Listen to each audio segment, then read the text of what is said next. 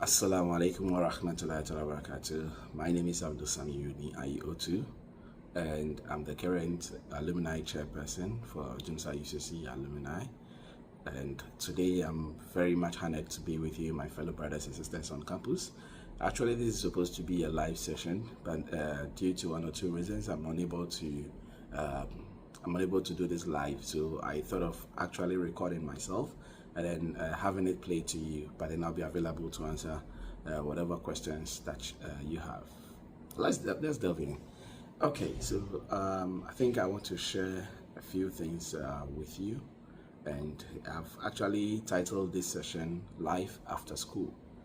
Life after school because most of the times you graduate and have higher ambitions, you have a lot of expectations, but then you come out and you realize that whatever you thought of, whatever you expected is not actually what the case is.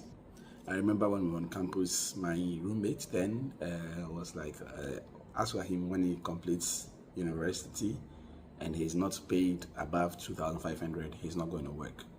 And that is as far back as 2009, and he wants to be paid 2,500 minimum. You get out there, then you realize that things are not what it seemed to be when you're on the inside, and it's the same everywhere. And it's because we don't really get people on the outside to sit us down and talk to us about the realities on the ground so that we can better ourselves, we can put things in place, we can upgrade ourselves before we get out there. So we get out there, we see them around, we think that everything is supposed to go on smoothly, and then life hits you. The reality sets in, and then you find yourself wanting. So today, I just want to share with you a few things about life after school. But come to think of it, in order for life after school to be easy on you, you need to start certain things from school. You need to start certain things while you're on campus. And those are the things that I want to talk to you about when you're on campus, things that you can take advantage of, things that you need to do while you're on campus before you graduate, things that you can set up for yourself before you get out of school. And honestly, the school is the greener pastures, not outside the school, not after school. The school is where the greener pastures is. That is when you have the time, you have the energy, maybe not the means, but if you want to make it, you can actually get the means to make it, to start something for yourself in school before you graduate. And those are the kind of things that I want to talk to you about. First of all, let's look at career. At least everybody goes to school to be able to acquire some skills, to acquire some knowledge, to be able to function properly in society when they graduate. But then, is that a case for everybody? Everybody goes through the same curriculum, we all go through the same schooling, we all go through the same curriculum, we all study the same things. But you get out onto the field and you realize that what you have learned is not really applying to the field. Or what you ought to have learned is not what you have learned. So let's start from school. So we are starting from campus. And when you're on campus, like I said earlier, you have the time and you have the energy and you have the opportunities to learn.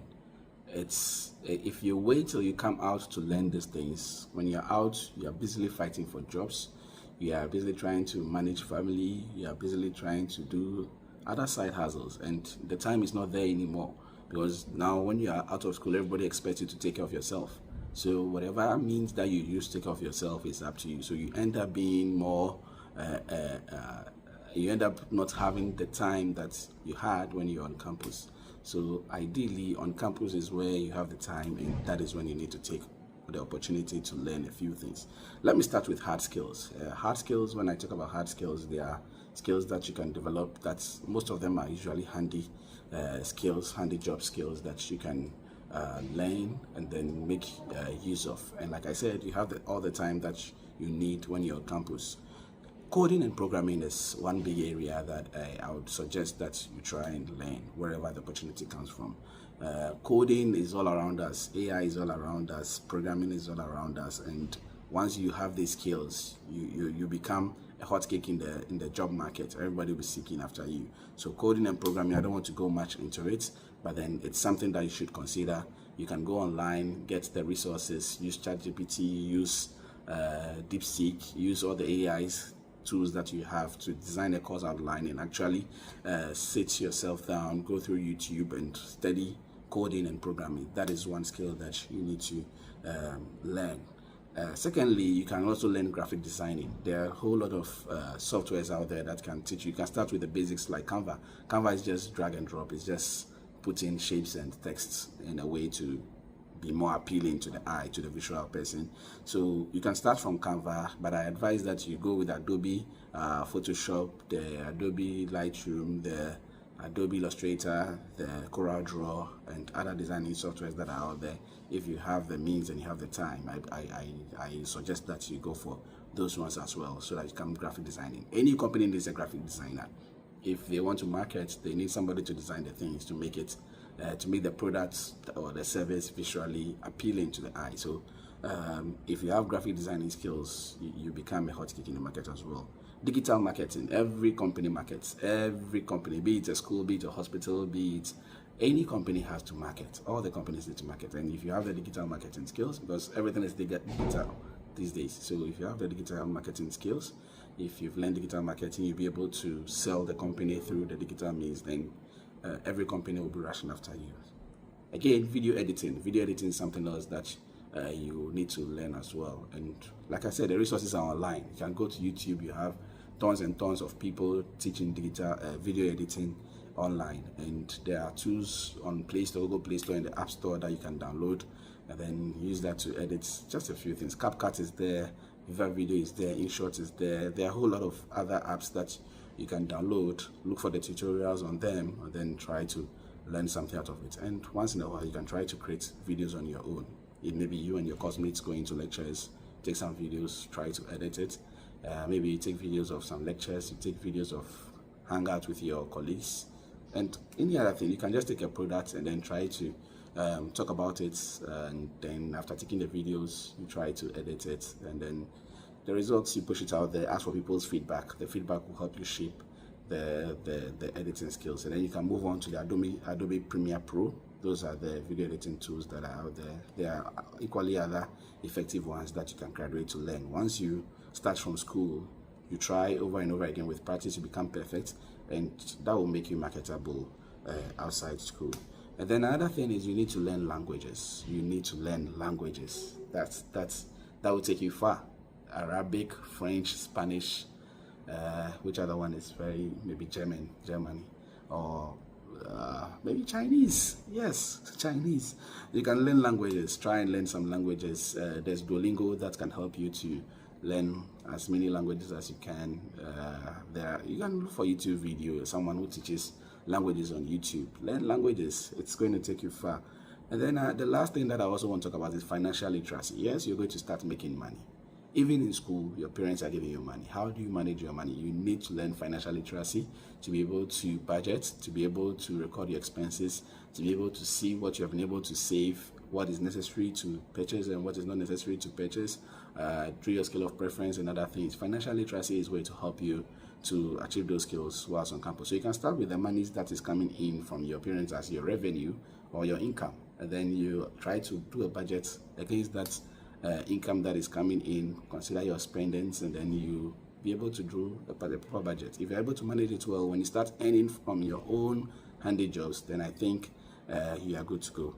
Now, the final thing also that I want to mention is that since you have the time, these days, it's those that have handy jobs that are actually getting a lot of money. The artisans, that is what I mean.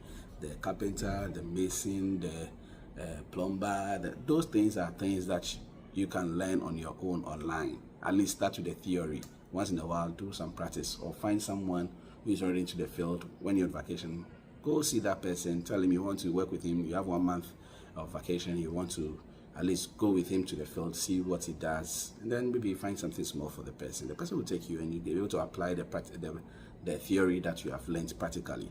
So what I'm saying is that these days, if you are waiting for a white-collar job, sometimes it doesn't come as soon as possible.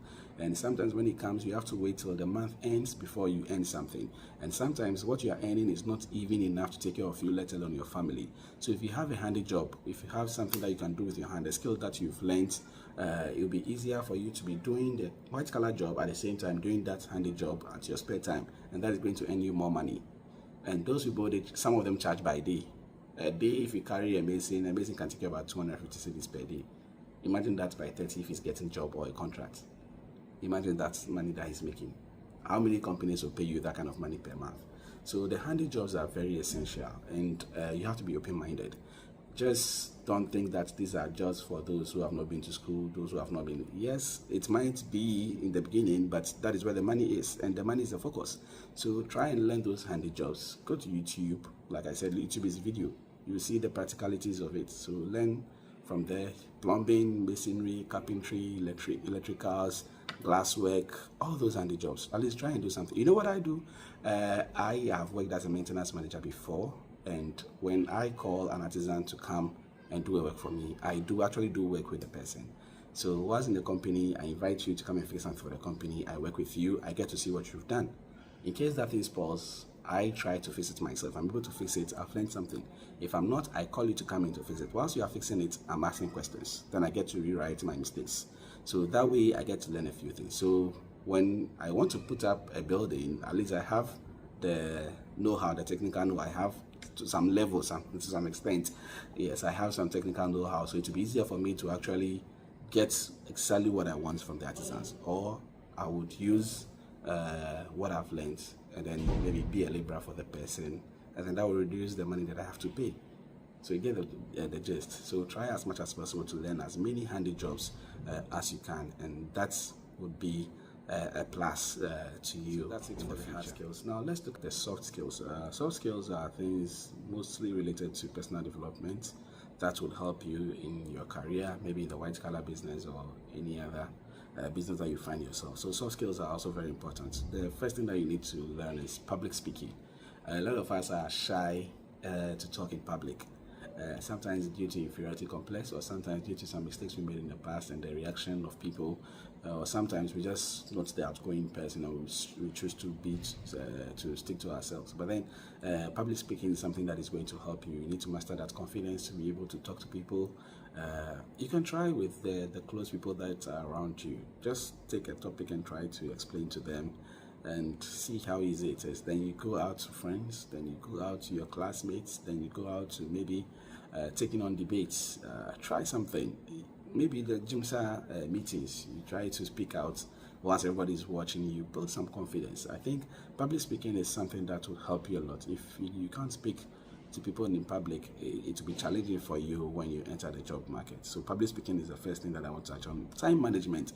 You need to be able to manage your time. Most of us don't know how to manage our time, and it's a skill. It's something that I'm equally struggling with from time to time, but I'm still trying, and I think it's something that you need to learn as well, how to manage your time properly. Know your priorities, set your goals, and set the time allocations for each particular task that you want to achieve, and then make sure you do it and do it well. So time management is another thing that you need to learn.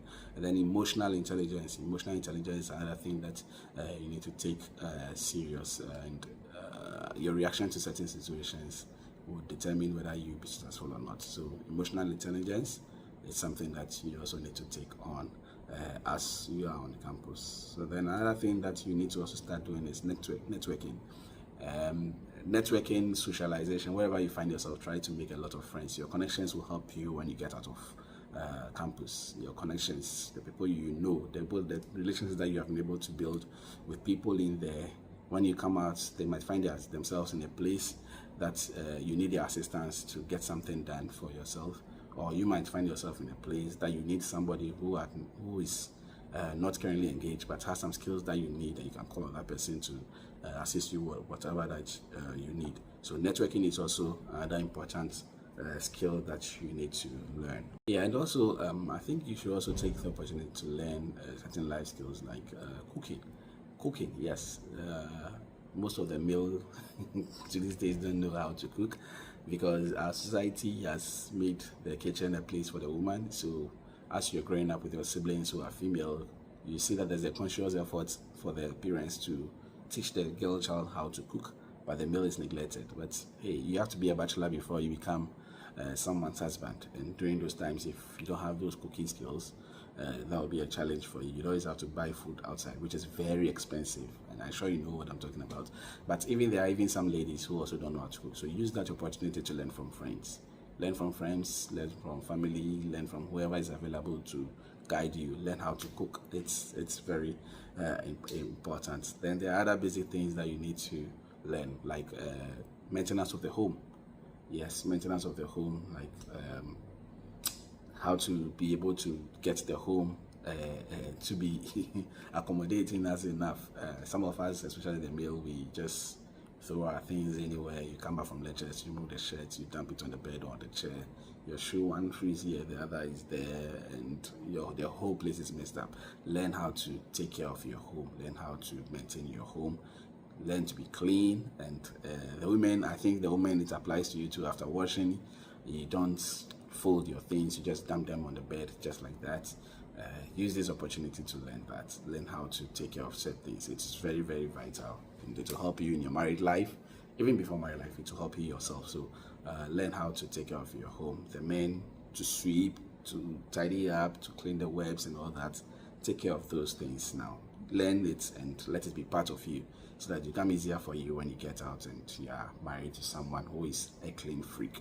So I think those things are also very important. And you can do first aid training as well. It's very necessary. It's going to save a life, and a few other things. So basically, those are the things that I'll talk about when it comes to the soft skills. And then a few other things that I'll also talk about is get some certification. Yes, certification, especially the Google certificate. Google has a lot of courses that you can take and get certifications for the data analysis, for the project management, IT support. All those things are Google certificates that you can grab. Go online, search Google certificates or Google certification, and you're going to get the courses to take on that. You can use a lot of online course, maybe course platforms like Udemy. Udemy is there, Coursera is there. There are a few others that you can search for that offer free courses, and take advantage of those free courses. At least learn as many as you can.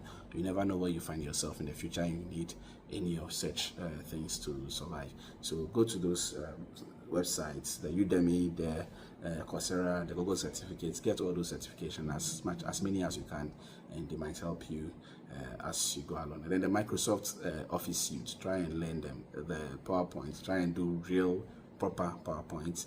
Excel, learn the formulas, learn anything about Excel. In fact, Excel is very good for database management and analysis. So try and learn Excel and learn it properly. It's going to help you. So the Microsoft Office suite is something that you would want to focus on, not just the Boja one that we do for just typing assignments and we think we know Microsoft Office. Someone will tell you I'm very versatile and I know my way around the Microsoft Office suite, but then you find out that it's only able to type in Word. So try as much as possible to get the Microsoft Office suite, all of them, the Access, the Publisher, the PowerPoints, the Word, the Excel. At least try and learn it and learn it properly. Those things are going to be helpful to you when you start. Yes, and also one thing I want to draw your attention to is the fact that in as much as you are going outside campus to function in the society, you need certain things, and you can get them from campus before you get out. One of them is the passport, the Ghanaian passport, I mean. If you don't have a passport, try getting it now. You can just go online to I think it's the passports agency. I've forgotten exactly what their website is. Yeah, just go onto the website, search for application for Ghana passport, and you're going to get the process. Just fill out the forms online. It's basic information that is being required. Once you have your birth cert, once you have your Ghana card, you can start the process. So I think that's one thing that you need to get, a Ghanaian passport. And then birth cert, if you don't have a birth cert, try and get one done. Try and get one done, because without that, you can't have your Ghana card, you can't have your passport. And it's very vital. It's a vital document. So try and get a birth cert, try and get a passport. Again, the Ghana card, as for that one, I know most of you have. If you have misplaced it, try as much as possible to get that card. It's very, very necessary to function in any institution. Some institutions actually require that you present your Ghana card before they employ you, and a few other things. So try and get the Ghana card. And the next thing is a driver's license. Like I said, you have all the time when you're on campus, so take advantage. There are a lot of driving schools around campus, maybe in town. Just spare an hour or two in a day to attend that driving school get the hands-on practicals, and ensure that you get your driving license before you finish school. You can end up having a job that will require you to have a driver's license because they want to give you a car, and if you don't know how to drive, you don't have a driver's license, you might not be the ideal candidate. So try as much as possible to get a driver's license. So I've spoken about a passport, a birth cert, a Ghana card, and then driver's license. So these are the things that I expect that every graduate or every student on campus can get before they even leave campus. And a bank account, yes, a bank account is something that you also need. So try and get a bank account for yourself as well, and maybe about 2 or 3 banks, just to be safe. Try and get that as well. It's very necessary. Yeah. So I think these are the things that of maybe identity or recognition that I think you need to have before you complete school. So if you don't have any of these, try as much as possible to get them before you complete school. And the next thing that I'd like to talk about is setting up a business. Yes, irrespective of which field you are in, try to set up at least 3 or 2 businesses before you come out from school. And what I mean by that is to have a business proposal. Try and develop a business proposal for yourself for at least 2 or 3 companies that you want to venture into. Maybe it could be a business for yourself, it could be a partnership kind of business and all that. At least try to have that business proposal so that when you're out of school and you meet some big shots in the market, you just introduce the business idea to them, give them a proposal, let them look at it, and maybe get them to fund your ideas or your dreams. I think that will be helpful, but you need to develop the dream from school so that you can build it over the years before you complete. Then it will have been a properly structured proposal by the time you complete school. So whatever business venture that you want to go into, whatever problem that you want to solve in the society, whatever place that you think you can exploit and make something from yourself, try to have a proposal. Try to develop a document that will talk about the dream that you have, the resources that you need to take it up, the budget or the finances that you need to execute that, the profitability aspect of that particular venture, and then the branding, like trying to brand it properly and be able to market it, be able to talk about it to whoever you meet, people who have the means to support that particular dream, take feedbacks and then try to develop it properly. But you need to be intelligent so that no one will steal that concept of yours. You need to be very smart about it when you're talking to people about it, and you need to maybe copyright the document, the proposal after you are done preparing it. And yes, so that's with the business proposal. And you also need to set up a company for yourself. And with a company, there are basic things that you need to have when you want to set up a company for yourself. The first thing that you think of is the business name. Yes, the name of the business. You need to choose a name for your business. You can choose a name that is centered around the venture or maybe the niche or the field or area where you want to venture into. You can choose maybe a product if it's product based and it's related to something that is already known. You can use that product's name as your company name, or you can use your own name as the company name, or anyhow you want to do it. Just have a catchy business name that people can resonate with. And then after that, you need to have a slogan or a motto that will drive sales. Yes, so for instance, when you take Printex, everybody will say Masume Shebi. When you hear Masume Shebi, you know it's related to Printex. You need to have a catchy phrase or catchy slogan or motto that would resonate with your business name or business.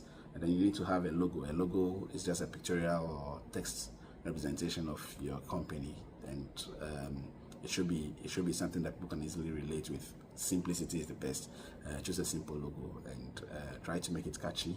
And yeah, I think having a logo is also one of the things that you need to think about. Business location, even if the company is starting from your bedroom, you can set it as your business location. Just go to Google Maps and then try to pin the location where you are starting the business from, and then use that as your business location. People would want to have a shop. People would want to be able to go to a place and find you in case they are having some challenges with the product, or in case they want to give you something else, or other businesses. So setting up a business location, it's very necessary. People don't want to just operate with people online. These days there are a lot of online businesses, but you can't trace them. So what I ordered versus what I received is quite a lot. But if you have a business location and people can trace you to that location, they are more confident and likely to come back with more business. So having a business location is also one of the important things. Then you talk about your vision and mission, what you stand to achieve, what are the things that you hoping to solve, or where you want to see your company in the next 2 to 5 years.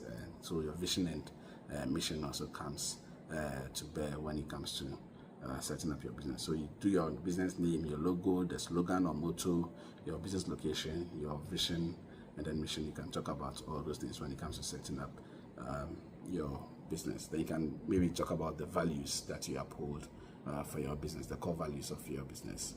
Okay, so after thinking about all this, you need to also look at the legalities. Try to get your business name registered. Try to get your business registered, or your company registered with the Registrar General's department. Get all the necessary documentation that is required to register your business. After registering that business, try and get a bank account for that particular business. That is where all the funds go in and come out, so that you can be able to trace the finances, your incomes, your profits, and all other things. Try to get a bank account for your business. And then it's very advisable to start small and then scale later when things are moving at a fast pace, or when things are good, when you're making the profits, the numbers, and you can scale. You can try to increase the products or services that you're doing, get more people involved, and then you can move from there. Don't start big when you've not even gotten up to 10 customers. Try to start small and then you scale from there.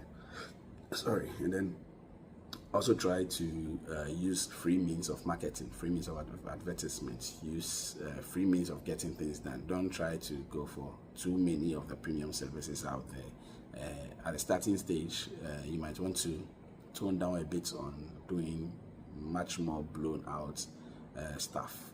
Try to start small. Try to start small as much as possible. When you can see the trends, you can see the impact of how you started, and you want to scale up, that's okay. That's up to you. But don't try to put all your eggs in one basket at a go, and then you find yourself wanting.